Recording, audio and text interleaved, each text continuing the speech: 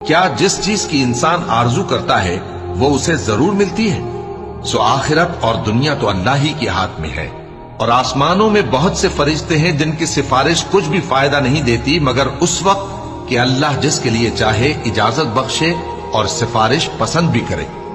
جو لوگ آخرت پر ایمان نہیں لاتے وہ فرشتوں کو لڑکیوں کے نام سے موسوم کرتے ہیں، حالانکہ ان کو اس کی کچھ خبر نہیں۔ وہ صرف خیال و گمان پر چلتے ہیں، جبکہ خیال و گمان حق کے مقابلے میں کچھ کام نہیں آتا۔